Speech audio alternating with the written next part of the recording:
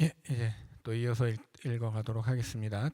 출애굽기 32장 25절부터 읽겠습니다. 모세가 본즉 백성이 방자하니 이른 아론이 그들을 방자하게 하여 원수에게 조롱거리가 되게 하였습니다. 이에 모세가 진문에 서서 이르되 누구든지 여호와의 편에 있는 자는 내게로 나아오라 하매 레위 자손이 다 모여 그에게로 가는지라. 모세가 그들에게 이르되 이스라엘의 하나님 여호와께서 이렇게 말씀하시기를 너희는 각각 허리에 칼을 차고 이 문에서 저 문까지 왕래하며 각 사람이 그 형제를, 각 사람이 자기의 친구를, 각 사람이 자기의 이웃을 죽이라 하셨느니라. 레위 자손이 모세의 말대로 행하매 이날의 백성 중에 3,000명 가량이 죽임을 당하니라. 모세가 이르되 각 사람이 자기의 아들과 자기의 형제를 쳤으니 오늘 여호와께 헌신하게 되었느니라. 그가 오늘 너희에게 복을 내리시리라. 구약에서 이렇게 가끔씩 하나님이 막 많은 사람을 죽이라는 이야기를 하시죠. 여기에 대해서는 예전에 제가 수요일에 수요 성경 공부 시간에 헤렘에 관한 이야기를 한번 강의를 했었죠. 헤렘이라는 말은 진멸이라는 말이었죠.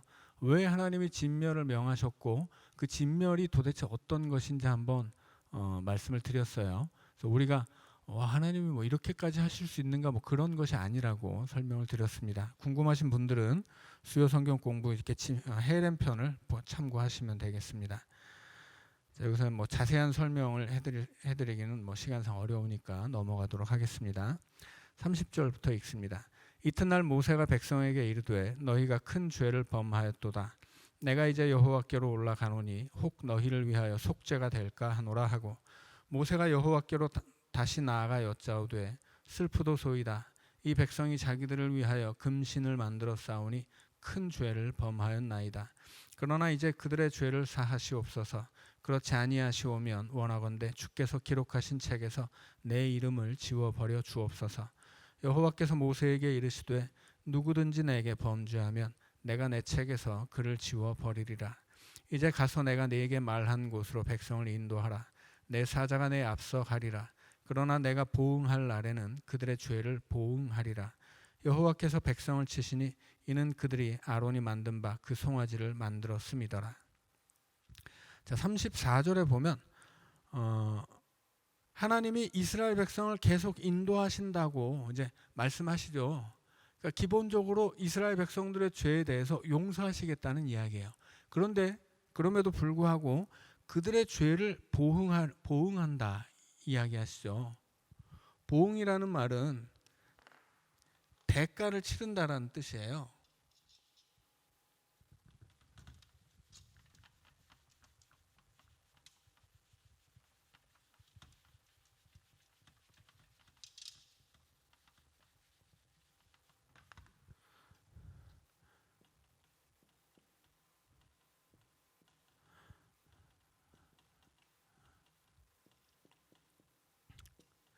하나님이 용서하시는데 왜 보응하시는가? 자, 이걸 좀 잘 구별할 수 있어야 됩니다. 뭐 예를 들어서 우리가 뒤에 가면 34장 7절에서 인자를 1000대까지 베풀며 악과 과실과 죄를 용서하리라. 그러나 벌을 면제하지는 아니하고 죄는 용서해 주지만 벌을 면제하지 않는다고 그래요. 그러면 용서가 아닌 건가 이렇게 생각할 수 있는데 이게 그렇지 않아요. 다른 거예요.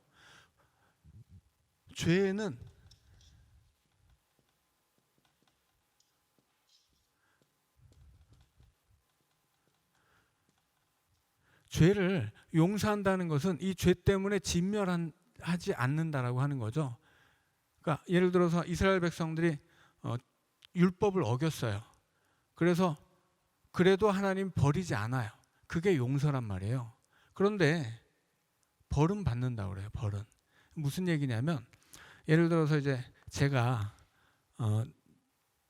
누구를 때렸어요. 생각해 보니 이게 대단히 잘못된 것이라 하나님께 제가 용서를 구합니다. 하나님, 제가 오늘 남을 때렸는데 잘못했습니다. 내가 다시는 안 때리도록 할게요. 용서를 구하고 용서를 받았어요. 근데 그걸로 끝났어요? 아니에요. 안 끝났어요. 나한테 맞은 사람 있잖아요. 맞은 사람이 고발을 할 거 아니에요. 그러면 제가 벌금을 한 300만 원 정도 내야 되겠죠. 그게 뭐예요? 그게 벌이에요. 내가 지은 죄를 용서받는 것과는 별개로 죄가 만들어내는 결과물이 있단 말이에요. 그 결과물을 받는 것이 벌이에요. 그게 보응이고 그것까지는 어떻게 해주지 않는다라고 하는 말씀이에요. 자, 그래서 뭐 우리가 세상을 살면서 죄 짓죠. 뭐 누군 내가 뭐 남한테 뭐 거짓말을 하는 것도 죄고 뭐 남의 걸 도둑질하는 것도 죄란 말이에요. 그러면 근데 이게 그냥 그걸로 하나님 앞에 용서받고 끝나는 게 아니잖아요. 내가 죄를 지었으면 그 죄가 만들어내는 결과물이 있단 말이에요. 내가 죄를 심었으면 그 씨앗이 자라서 열매를 맺는단 말이죠. 내 삶에서 반드시. 그래서 죄를 지으면 안 되는 거예요. 그러니까 여기서 말하는 보응, 벌 이것은 이런 거예요.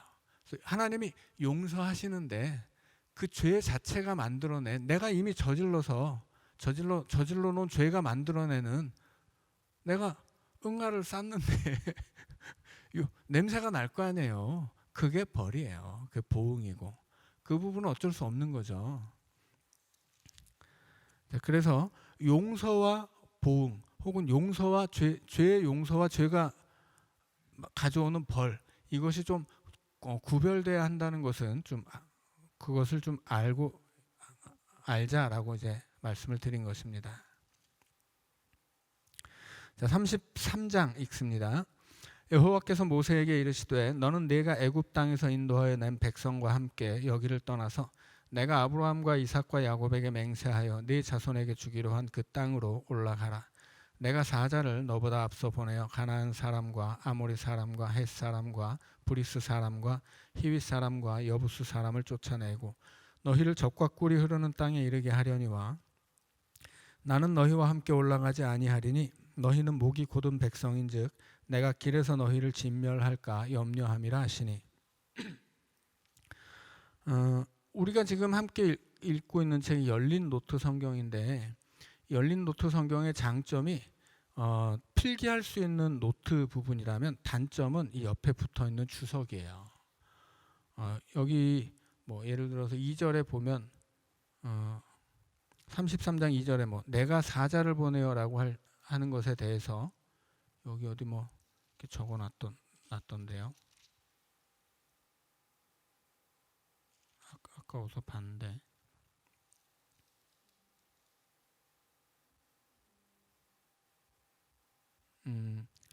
뭐 33장 12절에 뭐 나와 함께 보낼 자 뭐 이런 얘기가 있죠. 그 주석에 보면 주석해 놓은 부분에 뭐라고 써놨냐면 이게 아니구나. 아까 제가 네?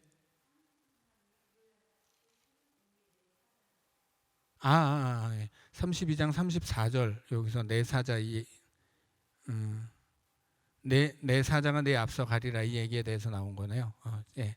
아까 이걸 보고 얼마나 황당하던지 여기 보면은 뭐 하나님의 제2위이신 그리스도를 가리킨다 뭐 이렇게 써놨죠. 그러니까 여기 써놓은 주석들을 좀 많이 참고하지 않으셨으면 좋겠어요. 좀 헛소리들이 많아가지고 자 여기서는 일단 기본적으로 구약이 예수님에 관한 이야기를 많이 하는 것은 분명한데 예수님은 빼고 그리스도에 관한 얘기를 하는 거예요. 그러니까 구약이 예언하는 그리스도로서 예수님이 오신 것이지 구약이 예수 그리스도를 증거하는 건 아니거든요. 그러니까 구약은 아직 예수님을 전혀 모르잖아요. 전혀 모르고 어떤 분이 올지는 모르지만 하여튼 하나님이 메시아를 보내준다고 믿고 있는 거예요. 그걸 써놓은 것이고 그래서 이것이 그리스도를 가리킨다라고 해놓으면 말이 안 되는 거죠.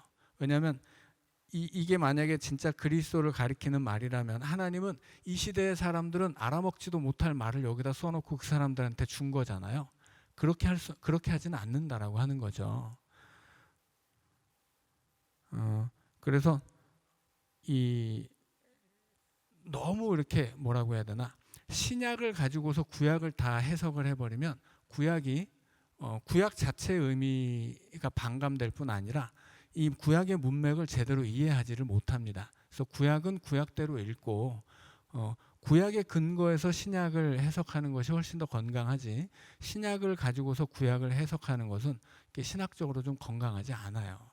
그래서 그런데 이제 대체로 뭐 주석, 여기 나오는 주석뿐만이 아니라 우리나라에 나와 있는 주석 책들이 별로 이렇게 신뢰할 만한 것이 없다라는 것을 좀 기억하시면 좋을 것 같아요. 그래서 흔히 이렇게 좀 성경을 좀 알고 싶어하는 분들, 이렇게 주석을 많이 이렇게 사가지고 가지고 있는 분들도 있는데, 주석은 주석 자체 뭐 예를 들어 출애굽기에 관한 주석이 뭐 수천 권, 수만 권 되거든요. 근데 그 중에는 좋은 주석도 있지만 나쁜 주석도 있고, 대부분의 주석은 별로 이렇게 크게 별로 신뢰할 만하지 않아요. 왜냐하면 이렇게 더군다나 이렇게 뭐 예를 들어서 출애굽기를 전공한 분이 쓴 출애굽에 관한 주석책이 있고, 그냥 이렇게 출판사에서 만드는 시리즈물로 만들어낸 주석책들이 있거든요. 그러니까 시리즈물로 만들어내는 주석책은 특히나 믿으면 안 돼요. 왜냐하면 그만큼 예를 들어서 성경을 뭐 예를 들어서 내가 출애굽기 언약의 부분을 전공을 했다. 언약에 관한 내용을 책으로 쓴다면 굉장히 정확하고 나름대로 믿을 만한 책이 될 텐데, 내가 창세기부터 요한계시록까지 전부를 다루는 책을 66권을 썼다. 그러면 믿기 어려운 거예요. 왜냐하면 이걸 다 깊이 알기는 어렵기 때문인 거죠. 그래서 시중에 나와 있는 주석책들을 좀 믿지 말자라고 하는 이야기는 뭐 그거 자체도 이렇게 중요한 이야기이긴 하지만, 성경을 읽을 때 성경에 관한 책을 읽지 마시고 성경을 읽으세요. 그 얘기를 하고 싶은 거예요. 그러니까 성경을 읽을 때 그냥 성경을 주구장창 읽으면 여튼 성경 이게 무슨 말씀이구나 그걸 알게 되는 때가 와요. 100번, 1000번 읽으면 틀림없이 알게 됩니다. 그런데 성경에 관한 책을 읽기 시작하면 성경을 읽지 않아요. 그리고 성경이 무슨 얘기를 하는지 남이 하는 얘기, 그냥 주워 들은 얘기만 알게 돼요. 이건 진짜 좋지 않거든요. 그래서 뭐 신학을 한 사람이건 안 한 사람이건 성경을 읽을 때 가장 좋은 방법은 뭐냐면 성경을 계속 읽는 거예요. 성경을 100번, 1000번이고 읽고 써요. 저는 예전에 그 설교를 하기 전에 성경을 한 100번씩 썼어요. 계속 읽으면서 이렇게 써요. 그러면 나중에 주석 같은 거 안 읽어도 나중에 성경이 무슨 얘기를 하는구나라는 걸 알게 돼요. 그러니까 성경이 뭐 좀 뭐라고 해야 좀 오글거리는 말이긴 하지만 성경이 말을 건다고 그래요. 성경이 살아나는 거예요. 성경을 죽어라고 읽으면 이게 성경이 무슨 얘기인지 알게 된다니까요. 그런데 이거를 죽어라고 안 읽고서 이게 무슨 뜻인가 누가 얘기한 걸 한번 찾아보자 하면 그때부터는 성경의 이야기를 내 눈으로 볼 수가 없어요. 여러분도 성경을 읽을 때 제일 좋은 방법은 성경을 많이 읽는 것, 이것이라는 걸 꼭 좀 알고 계시면 좋겠습니다.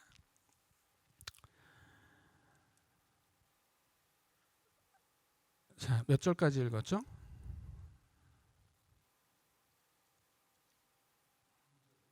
예. 자, 3절까지 읽었던 것 같습니다. 예. 4절부터 읽겠습니다. 백성이 이 준엄한 말씀을 듣고 슬퍼하여 한 사람도 자기의 몸을 단장하지 아니하니 여호와께서 모세에게 이르시기를 이스라엘 자손에게 이르라. 너희는 목이 곧은 백성인즉 내가 한순간이라도 너희 가운데에 이르면 너희를 진멸하리니 너희는 장신구를 떼어내라. 그리하면 내가 너희에게 어떻게 할 것인지 정하겠노라 하셨습니다. 이스라엘 자손이 호렙산에서부터 그들의 장신구를 떼어내니라. 자, 7절은 모세가 이제 회막에서 하나님과 만나는 이야기인데 아직까지 회막이 만들어지지 않았죠. 자, 이것은 임시 회막이라고 생각하시면 되겠습니다. 자, 읽습니다. 모세가 항상 장막을 취하여 진 밖에 쳐서 진과 멀리 떠나게 하고 회막이라 이름하니. 왜 진 밖에 쳤겠습니까? 지금 백성이 죄 지었기 때문이에요. 지금 백성이 우상을 섬겼기 때문에 하나님 백성 안에 들어와 있을 수가 없는 거예요. 그래서 부득이하게 진 안에 회막을 만들지 못하고 진 밖에 이제 만들게 됩니다. 여기서 성막이라고 안 하고 회막이라고 하는 이유는 회막이라는 말은 만남을 위한 천막이란 뜻이거든요. 하나님이 하나님의 백성과 만나기 위해서 만들어 놓는 것이 회막인데 지금 같이 있을 수가 없으니까 집 밖에다 있는 거예요. 지금 4절에서도 하나님이 준엄한 말씀을 하셨기 때문에 백성들이 그 준엄한 말씀을 듣고 슬퍼하죠. 지금 상황의 우상 숭배의 결과 굉장히 슬퍼진 상황이다라고 하는 겁니다. 그래서 하나님이 이스라엘 백성들 안에 있을 수가 없고 지금 밖에 회막을 임시로 밖에다 회막을 이제 만들어 놓고 모세만 지금 거기서 하나님과 만나고 있는 것입니다. 자, 8절 읽습니다. 모세가 회막으로 나아갈 때에는 백성이 다 일어나 자기 장막문에 서서 모세가 회막에 들어가기까지 바라보며 모세가 회막에 들어갈 때에 구름 기둥이 내려 회막문에 서며 여호와께서 모세와 말씀하시니 모든 백성이 회막문에 구름 기둥이 서 있는 것을 보고 다 일어나 각기 장막문에 서서 예배하며 사람이 자기의 친구와 이야기함 같이 여호와께서는 모세와 대면하여 말씀하시며 모세는 진으로 돌아오나 눈의 아들 젊은 수종자 여호수아는 회막을 떠나지 아니하리라. 자, 하나님이 모세를 부르신 그 40일 동안 모세는 하나님과 만나고 있었고 그 산 중턱에서 여호수아가 기다리고 있었고 산 아래서는 백성들이 우상을 섬기고 있었죠. 우상을 섬기던 사람들은 회막으로 모세가 가는 걸 구경할 수밖에 없어요. 우상 섬기면 너희들 이렇게 되는 거야 라고 하는 걸 보여주는 거예요. 하나님이 진 밖에 가서 이스라엘 백성과 함께 있지 못하고 모세와만 만납니다. 그리고 그 회막에는 여호수아만 갈 수 있어요. 이스라엘 백성들은 우상 숭배를 했기 때문에 구경만 하는 거죠 지금. 그래서 이 우상 숭배에 대한 결과를 보여주고 있는 것입니다. 자, 12절부터 읽습니다. 모세가 여호와께 아뢰되 보시옵소서 주께서 내게 이 백성을 인도하여 올라가라 하시면서 나와 함께 보낼 자를 내게 지시하지 아니하시나이다.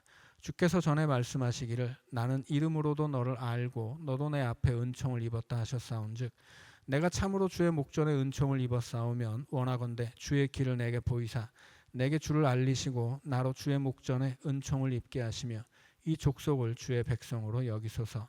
여호와께서 이르시되 내가 친히 가리라. 내가 너를 쉬게 하리라. 모세가 여호와께 아뢰되 주께서 친히 가지 아니하시려거든 우리를 이곳에서 올려 보내지 마옵소서. 나와 주의 백성이 주의 목전에 은총 입은 줄을 무엇으로 알리이까? 주께서 우리와 함께 행하심으로 나와 주의 백성을 천하 만민 중에 구별하심이 아니니이까. 지금 모세가 하나님 앞에 계속 중보 기도를 드리죠. 3번에 걸쳐서 드립니다. 제일 첫 번째 중보 기도는 32장 10절부터 14절까지였고 이제 두 번째 중보 기도는 32장 31절부터 32절까지였고 세 번째 중보 기도가 지금 33장 12절부터 13절까지죠. 그래서 지금 모세가 계속 하나님께 중보 기도를 하고 모세는 죄를 짓지 않은 사람인데 여튼 하나님 앞에 저 백성을 죽이려고는 하나님 나부터 죽이세요. 이러고서 이제 자기가 같이 죽겠다고 이야기하죠. 나중에 이제 신약으로 가면 마태복음에서 예수님 이야기가 나오는데 마태복음이 그리는 예수님은 제2의 모세예요. 그래서 마태복음은 계속해서 예수님을 모세와 이렇게 계속 겹치게 그려가는 책입니다. 결국은 이제 이 모세가 여기서 이스라엘 백성들의 죄를 위해서 자기가 먼저 죽겠다고 하는 것처럼 예수님도 자기 백성의 죄를 위해서 예수님은 실제로 죽으시죠. 자, 결국 하나님은 이스라엘 백성이 우상을 섬기고 계약을 어겼지만 이제 그들과 함께 가기로 이제 말씀을 하셨습니다. 자, 17절부터 읽습니다. 여호와께서 모세에게 이르시되 네가 말하는 이 일도 내가 하리니 너는 내 목전에 은총을 입었고 내가 이름으로도 너를 알미니라. 모세가 이르되 원하건대 주의 영광을 내게 보이소서. 여호와께서 이르시되 내가 내 모든 선한 것을 내 앞으로 지나가게 하고 여호와의 이름을 내 앞에 선포하리라. 나는 은혜 베풀 자에게 은혜를 베풀고 긍휼히 여길 자에게 긍휼을 베푸느니라. 또 이르시되 네가 내 얼굴을 보지 못하리니 나를 보고 살 자가 없음이니라. 여호와께서 또 이르시기를 보라 내 곁에 한 장소가 있으니 너는 그 반석 위에 서라. 내 영광이 지나갈 때 내가 너를 반석 틈에 두고 내가 지나가도록 내 손으로 너를 덮었다가 손을 거두리니 네가 내 등을 볼 것이요 얼굴은 보지 못하리라. 자, 모세조차도 하나님의 얼굴은 볼 수가 없어요. 지금 모세가 하나님 우리와 같이 가시고 이 백성 버리지 않고 은총을 베풀어 주시기로 결정하셨으면 좀 우리 안심할 수 있게 증거를 보여주세요. 이러면서 내가 하나님 얼굴을 보여주시면 좋겠습니다. 이렇게 얘기했더니 하나님이 뭐라고 말씀하세요? 야, 내가 은혜 베풀 자에게 은혜 베풀고 내가 모든 선한 것을 네 앞으로 지나가게 하는데 네가 내 얼굴을 볼 수는 없어. 이렇게 말씀하시죠. 아까 이스라엘 백성들이 우상을 섬겼던 이유가 뭐예요? 보지 못하니까.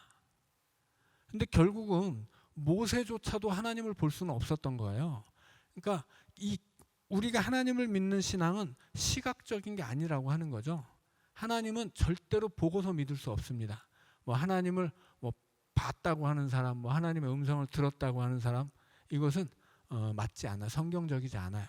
간혹 우리가 그냥 뭐 이렇게 내가 자다 깨면서 얼떨결에 어떤 음성을 듣고 하나님의 음성이었나 보다 이렇게 생각할 수는 있어도 하나님이 음성 들려주지 않습니다. 여러분 얼마 전에 예수전도단에서 그런 얘기가 있었어요. 이렇게 막 그 집회할 때 기도 인도하면서 하나님의 음성을 듣도록 기도해야 된다고 그랬다가 이단 시비 걸려가지고 공식적으로 우리는 하나님의 음성을 들으려고 하지 않습니다. 그렇게 해명을 했어요.